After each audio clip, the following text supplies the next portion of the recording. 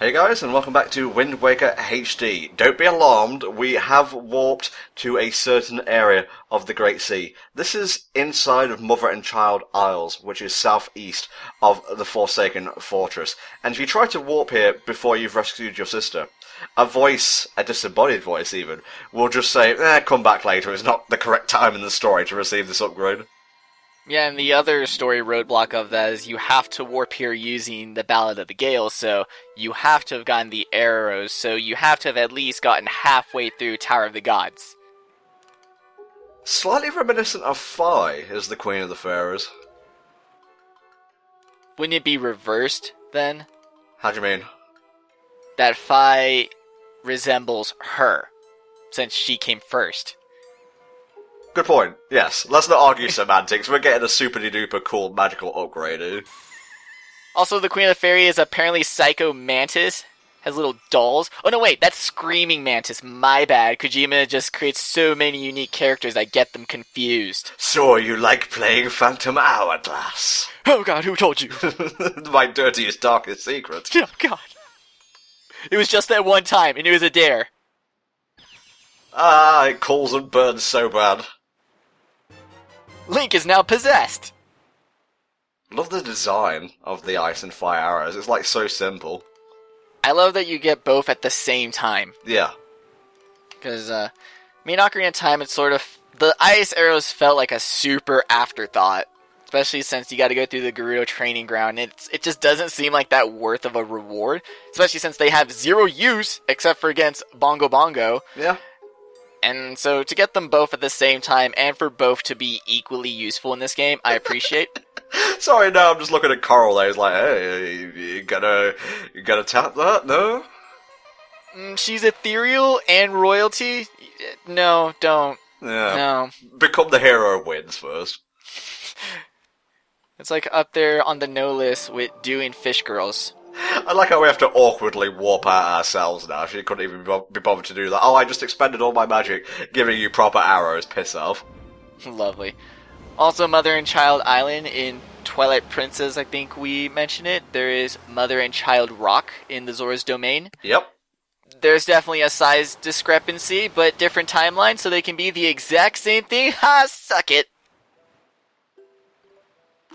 Ah, I hear a familiar little ditty being played on the wind.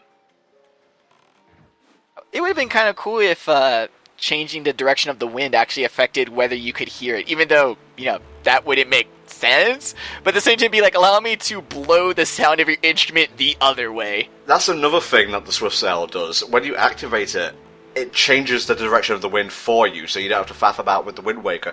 And what's cool is it will always keep doing it. Like, if you turn, the arrow will follow you. And it's like in Majora's Mask 3D, where instead of having to walk forward in increments of 6 hours, you can walk forward like in terms of like 1 hour at a time.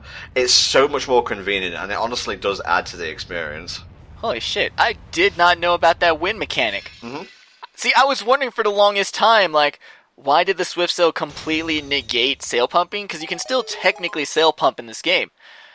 But, yeah, holy shit, I didn't know that it changed the wind as well. That is fucking convenient. Yep. Damn. Gotta get a bit of an upgrade here inside this partially frozen volcano. It's temporarily. But yeah, we're at this point in the game where we're gonna start repeating a pattern, but we're only gonna repeat it twice. Uh-huh. So if you're a fan of the Rule of Three, as much as Nintendo is, it gets broken in this section. It pains me to pick up this golden feather because I never make use of it. It pained me to watch you waste all of that time. But it just demonstrates how much time you're given to clear this little area, so don't stress it, just don't be bad.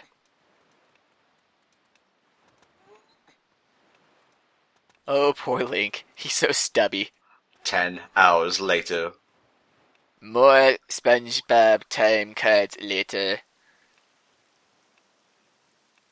I suppose I could have just flown across here using the leaf, but I would have had to change the wind direction, and I'm not about that. Yeah, the leaf doesn't get a fast version that changes wind with it as well. Shame. Yeah, like a red leaf or something. I think when you get to that point, you just start actually cutting limbs off the game. Because that's another thing too, is that even though the sail negates needing to change the wind every single time when you're sailing, there's still uses for it, because there's still certain puzzles, and like we saw with the mini game, you'll still need the Wind's Requiem. It's just now you don't need it for every little directional change of sailing. It just makes the game that much more enjoyable, because having to change the wind every time, it's not like challenging, it's not a puzzle, it's just busy work is what it is. It is, and it's that half of Nintendo's remake philosophy that I greatly appreciate, is that they are looking for these things. I mean, they did in-company interviews, because by the time this remake was being made, like, you had developers that were during the development season of they developed the original, but you also had employees that were players when the original came out. So they had two pools of employees to interview on what to improve. Yeah. It's like, play this, and then go back and play the original, and tell me if you can, like, honestly not feel any differences. Yeah, like I said, that's the good half. The bad half is when they try to patch stuff, and they patch, like, things the lazy way. They put band-aids on stuff instead of actually taking care of it. I never noticed that the power braces actually appear on Link. Well, it's really hard, because his skin is pretty light in tone, so, like, I wouldn't have noticed either. Oh no, your reticle is gone. How will you know where to land? Oh, Mexi, you trickster, you. We're gonna go learn a new song now. We need to actually learn this song in order to awaken the Sage of the Earth. Title drop! Oh, okay. This is the part where I clap, right? That's the game. Okay. Let's all clap at the good game. Oh, I was just gonna clap at the fact you dropped the title. I know that there's assholes that when I go to the movies they do that. Really? That's not just an American, like, parody or something? No, there are fucking people that do that. Whatever, I'm not gonna dwell on that. We're just gonna sail over to this island and get the song and then go back to Dragon Roost. The most we've been told so far is that Tetra can no longer be useful to us because she's wearing a dress. So we're on our own for the rest of this dealio. The second was that we couldn't beat Ganondorf, not because he was bigger than us, not because he was stronger than us, not because he is really motivated to crush everything that he fucking hates and loathes. No, it's because our sword just doesn't have all the power. Yeah. So we have to reawaken it by doing the second half of the game. And a lot of people talk about Twilight Princess suffering from OOT2 syndrome. No. The second half of Wind Waker suffers even worse, because this entire section is just one big, we couldn't do it, so let's do it now. Yeah. Because in Ocarina of Time, the second half of the game was originally, well, you're going to have to get some magic spells that are going to power up the Master Sword. Okay, and then that got changed to, wait. How about you got to get some spells from sages to power up the Master Sword? And then they changed it again. They're like, okay, we're going to get some magic spells and some sages that power the sword. Which was changed again to, how about just some magic spells and medallions with spells? Yeah. Which was changed again to just some magic spells and here's some useless coins and oh, we're going to give you one for free. Get used to playing these 6-note songs, because you'll be using them a lot inside the dungeons. The only problem is that they are really similar to each other. See, it's called Lyric, but there were no words, so I'm confused. What the hell, Nintendo? Get it together. Oh my god, Azora! It's almost like we're trying to draw this together to previous games.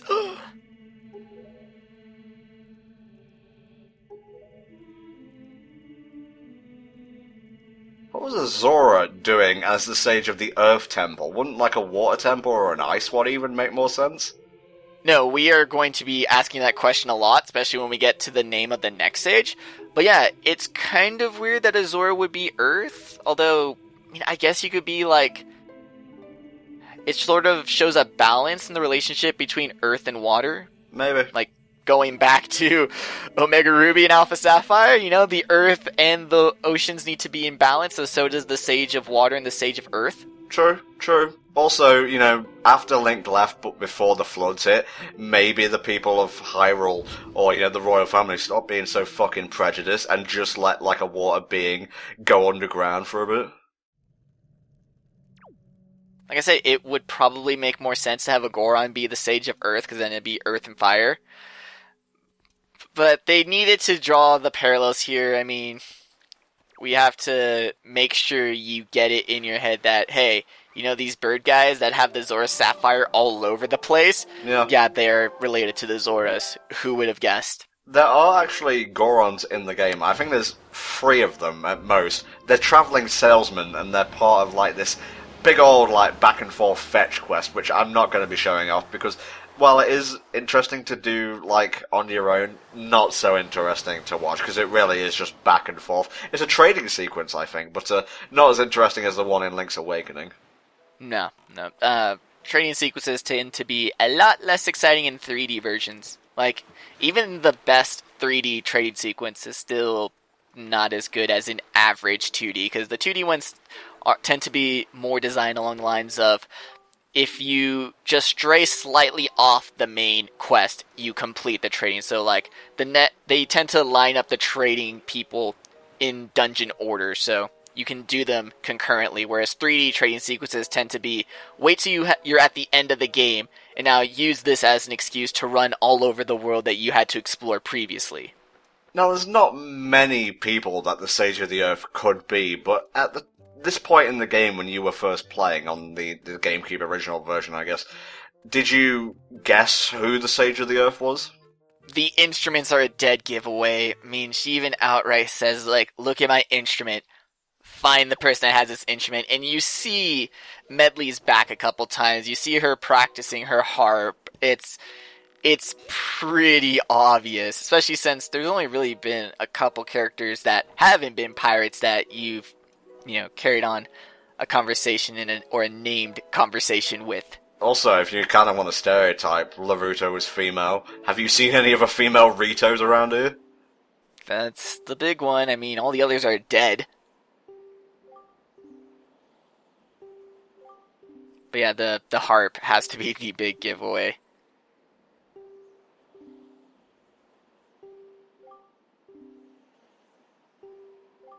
Oh no, she's having empty nest syndrome. Oh! That's actually kind of brilliant. Yeah, I know.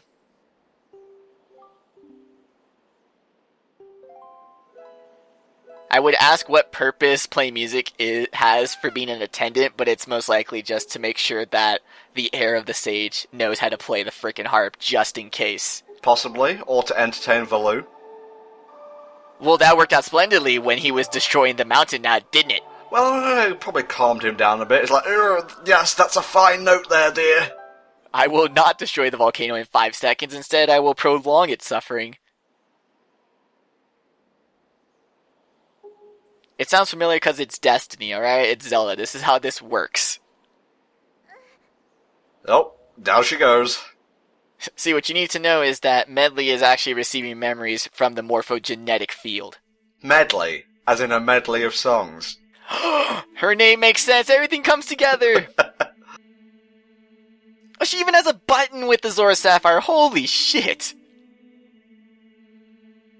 I mean, they wear the same outfit, which I guess the attendant uniform is supposed to be her outfit. Also, Laruto's crown kind of looks like a shark head. A little bit, yeah. Which is a little badass. We'll give it that. Now you, play it right, get at least an S rank. If you miss a note, Satan will win.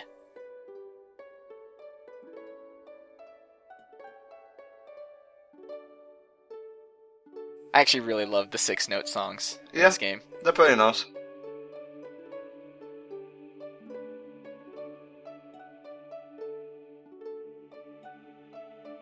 So again, this is a big thing that's carried over from what they wanted in Ocarina of Time to be, was the awakening of sages. Mm-hmm. Although they sort of do... I mean, you already did in Ocarina of Time. You cleared the dungeon and your friend who was in the dungeon, even though you may or may not have seen them, appears in the Chamber of Sages, and it's like, yo, I awakened. This one you sort of do a half at the beginning, half at the end. Like, you awaken them, but then they serve their purpose and truly awaken once you finish the dungeon. In Ocarina, at least to me, it always struck me as like a bit ambiguous as to whether they were dead or not when they properly became sages. They definitely left the, like, material realm And then, of course, it doesn't help that in the ending, the king and Mido are both really sad that their loved ones became sages. When it's like, yo, you should be celebrating. They helped save the world, but you're never going to see them again. We're going to be just talking and trampling all over this bit. Really nice bit of music that plays here, and only here.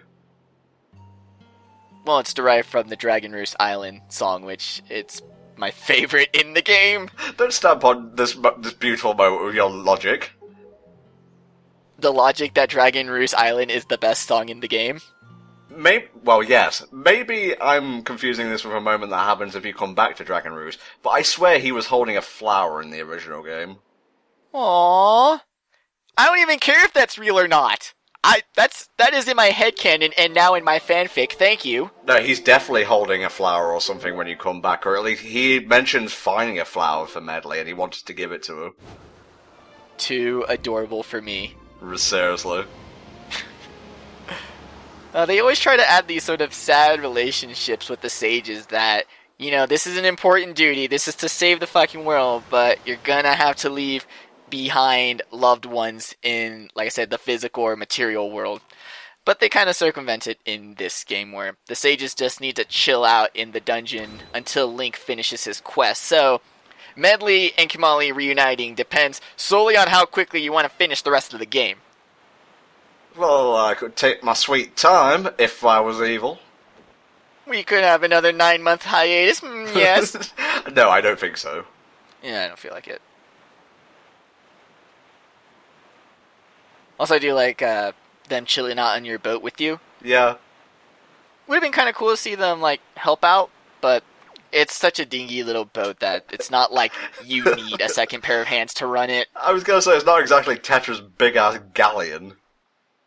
It would have been nice that since Tetra is like chillaxing down in Hyrule, if the pirates decided to help you out and let you upgrade to the big ship, and then and Korra would be just like little scouter boat.